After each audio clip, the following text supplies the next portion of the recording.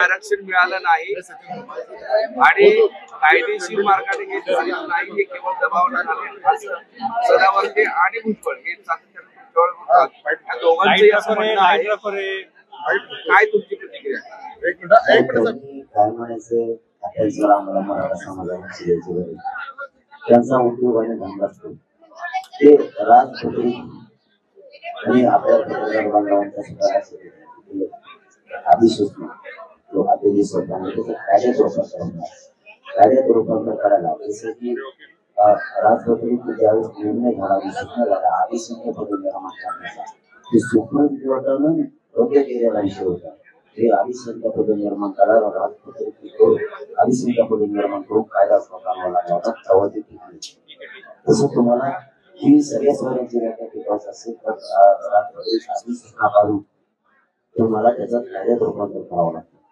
कायद्यात रूपांतर करायसाठी अगोदर 15-20 कोटी मागावं लागतं आणि याचं कायद्यात रूपांतर त्या दिवशी होणार त्याची लागू ही उद्या सोमवारपासून लगेच सुरू होणार. त्यामुळे काही व्यवसायाची गरज नाही. समज आहे की सांगितलं सगळं होतं. घटना तज्ञ काय म्हणते हे बघायचं मराठा समाजात. घटना तज्ञ काय म्हणतात हे महत्वाचं. तुला बापूर साहेबांची प्रतिक्रिया बघा, तुम्ही मुकट साहेबांची प्रतिक्रिया बघा. हे म्हणजे वायाला गेलेली हे वायाला गेलेली भाजीपाला केले यांचं मनावर नाही घ्यायचे का हे वायाला गेले लोक आणि हे वायाला गेलेल्याचं जर आपण बघितलं घेतलं आपल्याला हे अशी बोलले की आपण म्हणत आता फक्त या उलट मराठीने बघायला हे बोलले आपण समजा आपलं फक्त या ते जर मोर्चाकडे बोलले आपण समजा हे करू शकत नाही कधी उलट झालं.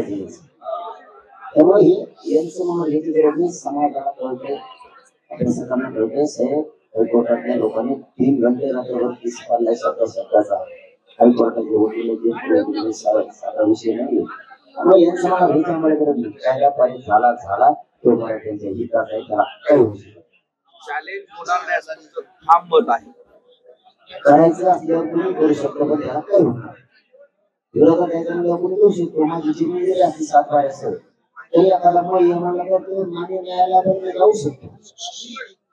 त्याचं काय नसतं हे मला घ्यायची गरज नाही. पण एखादी जमीन आहे ती जमीन 7 बार त्याच्या नावावर नाही मग मात्र त्याला धोका आहे. इथं जमिनीचा 7 बार म्हणजे जमीन पक्की सगळ्या सोयऱ्यांचा अधिसूचना अध्यादेश आला त्याचा आता कायद्यात रूपांतर होणार म्हणजे मराठ्याचा 7 बार पक्का झाला. तुम्ही गावकऱ्यांशी संवाद साधा तुम्हाला मनोमन काय वाटतं तुम्ही भेटा आम्हाला जायचं मराठ्यांना न्याय या 5 महिन्याच्या संघर्षाने मराठा समाजाला खूप सरळ आणि मिळालेलं कोणाच्या शब्दात मिळालेलं सोडून तरी या महाराष्ट्रात 57 लाख मराठ्यांचा भारत 200 आरक्षणामुळे दाखल युनिटी पिटिशनमुळे जर ते पण कोर्टात आले तर महाराष्ट्रात सगळ्या मराठ्याचं कल्याण होणार.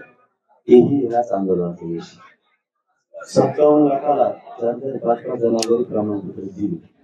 2 कोटी मराठी आत्ताच आरक्षणात दिले याच्यापेक्षा समाजाला काय द्यायचं आणि सगळ्या सोयऱ्याच्या माध्यमातून एकही मराठा आरक्षणापासून लाभ झाला. 5 महिन्याचा संघर्ष मराठ्याचा आयुष्याचं कल्याण करून द्या एवढा शब्द या 5 महिन्याच्या संघर्षात मराठ्यांचं आयुष्याचं कल्याण झालं.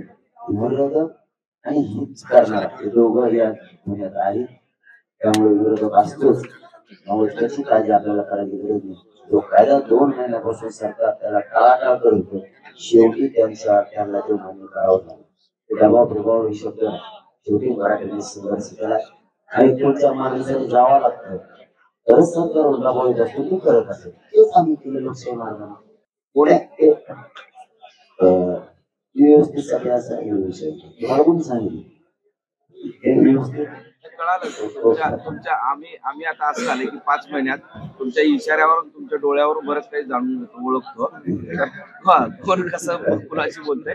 तर खात्रीशीर माहिती आहे. तुम्ही मुख्यमंत्र्यांशी बोलत होते. मुख्यमंत्री काय म्हणजे कुठल्या मुद्द्यावर आले होते सगळे गेले तुम्ही चांगला हाताळलं कार्य झालाय कल्याण झाले एवढं आम्हाला करता आलं एवढं आम्ही केलं आणि त्यांना शुभेच्छा केलं. त्यांनी मला शुभेच्छा केलं त्याला त्यांनी शुभेच्छासाठी फोन करा त्यांना त्यांनी केल्याबद्दल समाजाच्या वतीने शुभेच्छा दिल्या. बाकी तेवढंच.